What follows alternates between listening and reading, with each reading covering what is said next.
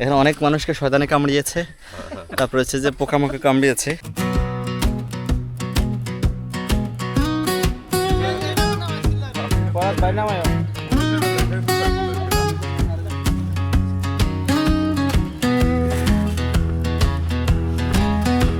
পথিক তুমি পথ হারাইয়াছ, কবির সেই বিখ্যাত উক্তির মতোই আমাদেরও মাঝে মাঝে মনে হয় আমরা পথ হারিয়ে ফেলছি, পথ আর নেই। আমরা এদিকে যদি তাকাই, আসলেই আর কোন দিকে যাব? আপনারা এতক্ষণ বিভিন্ন স্পট দেখেছেন, আমরা কত কণ্টকাকীর্ণ এই গিরিপথ পার হয়ে এসেছি।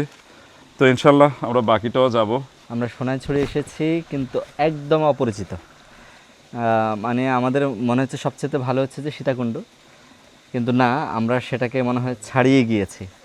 যেভাবে এক একটা পাথর থেকে এক পাথর, আবার পানিতে নামা, আবার উঠা, অন্যরকম একটা আমাদের অ্যাডভেঞ্চার, আমাদের ট্যুর, আমাদের যে অভিজ্ঞতা, আলহামদুলিল্লাহ ভালো লাগার বিষয় হচ্ছে কেউ হাল ছাড়ছে না। প্রিয় দর্শক, আমরা আবারও রেস্টের পর আমাদের পথ চলা শুরু করলাম। পথে যেতে যেতে কোথায় থামে আমাদের জানা নেই। যে সবাই আসছে সবার মতো করে, আমরা মনে হচ্ছে যে ঝর্ণার আওয়াজ পাচ্ছি। মানে ভালো লাগার বিষয় হচ্ছে যে আমরা কঠিন পথ পার হওয়ার পরেও ঝর্ণার আওয়াজটা যখন কানে আসে তখন ক্লান্তি কিছুটা হলেও দূরীভূত হয়। জানি না, এই যে আমরা উঠছি, আবার উপরে ওঠার চেষ্টা করতেছি। প্রিয় দর্শক, জীবনের প্রথম মনে হয় এত কঠিন। আমরা 10 কদম পথ মসৃণ পাইনি এরকম ছাড়া। আরো ডিফিকাল্ট ছিল, যেখানে আমাদের ক্যামেরা করাটাও কঠিন ছিল, বা ডিফিকাল্ট ছিল, অসম্ভব ছিল। ওগুলো ক্যামেরায় ধারণ করাটা চাইতে আমাদের তখন পথ পাড়ি দেওয়াটা বেশি গুরুত্বপূর্ণ ছিল বিধায় ধারণ করিনি। আসলে যাই বলি, সাইফুলকে ধন্যবাদ। এটাই আমাদের প্রথম এত কণ্টকাকীর্ণ পথ মারানো ট্রাভেলিং। আপনাদের যে আশ্বাস দিয়েছিলাম যে ক্লান্তি দূর হয়েছে ঝর্ণার আওয়াজ শুনে, কিন্তু এটা আসলে ঝর্ণা না, ওটা হচ্ছে ঝর্ণার স্রোত যেখান থেকে বয়ে যায়। যেমন এই আওয়াজটা আমি একটু দেখাই, এই আওয়াজটা, এইটা। প্রিয় বন্ধুরা, আমরা প্রায় 3 থেকে 3.5 কিলো পথ, এরকম দুর্গম পথ পাড়ি দিয়ে এই জায়গাটায় পৌঁছেছি। এটা দেখে আমরা আশ্চর্য হওয়ার চাইতে বেশি আনন্দিত হয়েছে যে না, আমাদের সাথে আরও কিছু মানুষ এসেছে, হয়তো তারা আরও 1 ঘন্টায় আগে আসছে। কিন্তু পরের প্রশ্ন করে আমরা যেটা বুঝলাম, অলরেডি আমার অদ্ভুত লেগেছে বিষয়টা, সেটা হচ্ছে পায়ের কম্পনও একটু বেড়ে গেছে। সেটা হচ্ছে ওনারা রাতে এখানে স্টে করছে। It's amazing. অনেক জিনের উৎপাত ছিল, অনেক ভয়ঙ্কর অভিজ্ঞতা। It's amazing end of a day. জিন ছিল অনেক হিউজ। সোনাইছড়ি রিজিয়ন হচ্ছে এমন একটা রিজিয়ন যেখানের মধ্যে সবচেয়ে বেশি জিনের উৎপাতটা হয় এই রিজিয়নে। সো কালকে আমরা ফেস করছি, ইভেন আমি পড়ে গেছিলাম, মাথায় ব্যথা পাইছি। It's all overall experience is good, cause সন্ধ্যার পরপরই এই রিজিয়নটা অনেক ভয়ঙ্কর হয়ে ওঠে। সো এখানে যারাই ক্যাম্পিং করছে আগে থেকে অনেক ইনসিডেন্টস হয়েছে জিনেদের ব্যাপারে। অন্যান্য রিজিয়নে যে কোনো জিন থাকতে পারে, ফেসও করছি, but it is totally different experience, you know like. মানে এই রিজিয়নটা হচ্ছে যে খুব ভৌতিক, ডেফিনেটলি এটা আমাদের জায়গা না, জিনেদের থাকার জায়গা। So they don't allow people us to stay like there. সো এই কারণে হচ্ছে যে ব্যাপারটা একটু কমপ্লিকেটেড হয়ে যায়, but overall experience is like খুব ভালো। বাংলাদেশের প্রান্ত হতে সালাম জানাই, হে রাসূল, হে রাসূল। বাংলাদেশের প্রান্ত হতে সালাম জানাই, হে রাসূল, হে রাসূল। এই বলে আর কয়েকবার আসছে। তারপরেও এখান দিয়ে সাইফুল যদি বলো তাহলে যাবো, না যাবো না ভাইয়া। এই রাস্তা তো মনে হচ্ছে যাওয়ার পথ না। আমরা আসলে এই পথ দিয়ে তো আমরা আসিনি, আমরা এসেছি আরেকটা পথে, যেটা আমরা ব্লগে দেখিয়েছি। তো ভিন্ন পথে এবার আমরা পাহাড় বেয়ে উপরে উঠে ভিন্ন পথে যাব। তো রাস্তা যেহেতু চিনি না, উঠে আছে একটু আমি দেখি, মাটি শুকে দেখি, এখানে কোনো পদচিহ্ন এখানে মানুষের পায়ে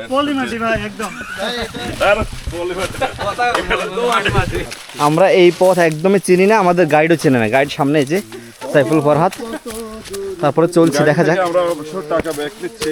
হ্যাঁ ভাই টাকা দেয় না ভাই, আমি কি বলে? কারণ অর্ধপথে এনে সে আমাদেরকে ছেড়ে দিবে এরকম কোনো চুক্তি ছিল না। সুতরাং তার বাকি টাকাটা আমি ফতোয়া ঘেঁটে দেখলাম যতটুকু হালাল হবে না, সুতরাং সেটা আমরা ব্যাক করে নিচ্ছি। আমরা সম্ভবত দারুণ কিছু পাবো। কিছু ফুল দেখা যাচ্ছে, গাছ দেখা যাচ্ছে, এগুলো আমাদের অপরিচিত গাছ। ওদেরকে কি কামড় দিয়েছে? দেখা যায় না, পুরো হাত মনে হয় এখানে দেখা যাচ্ছে একটু কামড়াইছে। আমার মিডল ফিঙ্গার কামড়াইছে। ওরে তো দাগ হই আঙ্গুল ধরাই দিছে। এটা ফুলে স্বার্থপর সঙ্গী যারা আমাদেরকে ফেলে রেখে চলে আসছিল, আমরা তাদের খুঁজে পেয়েছি। তারা রেস্ট করতেছে। তাদের গডফাদার হচ্ছে আমাদের অ্যাডভোকেট সুমন মনির। প্রিয় দর্শক, যেটা বলছিলাম, এই স্বার্থপর কিছু মানুষ আমাদেরকে ফেলে রেখে চলে আসছে। আপনাদেরকে খুঁজছিলাম। এই যে ওনার নেতৃত্বে ওদের স্বার্থ যদি আমরা সংরক্ষণ করি, যথেষ্ট অলস হতে হবে আমাদেরকে, এনার্জি লেস হতে হবে এবং আমাদেরকে একটু ভীতু টাইপের হতে হবে, বেছে বেছে পা ফেলতে হবে। তো এটা তো আমাদের আসলে বৈশিষ্ট্যের মধ্যে নেই, এটা নেই, একেবারেই নেই। আমার মনে হচ্ছে ওনারা এক অসুস্থ মানুষের বেলা সেন্তায় বলেছেন। এখানে অনেক মানুষকে শয়তানে কামড়িয়েছে, তারপর হচ্ছে যে পোকামাকড় কামড়িয়েছে। তো তাদেরকে বাঁচানোর জন্য আমি পিছু ফুটে গেলাম, অথচ আমি সবার অগ্রভাগে ছিলাম। কাটা গেল কেল্লাই করে আল্লাহ আল্লাহ।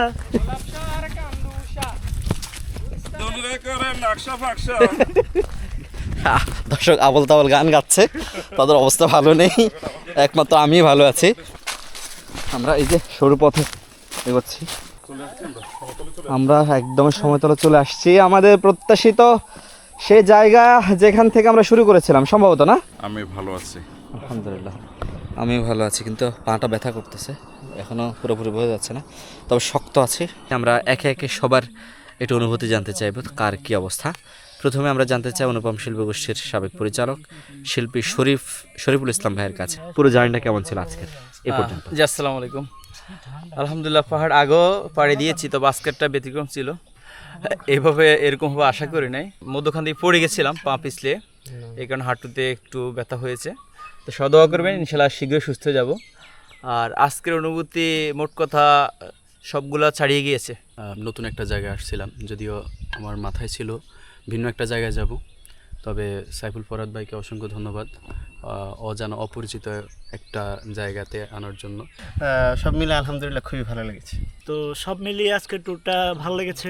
যদিও আমার জীবনে এটা ভয়ানক একটা অভিজ্ঞতা, তারপরও ভালো লাগছে আলহামদুলিল্লাহ। সবার মোটামুটি আন্তরিকতা এবং আমার ভাই ভালো এনজয় করছে, আমিও এনজয় করছি, সর্বোপরি আলহামদুলিল্লাহ। ওভারঅল জার্নি ভালো ছিল।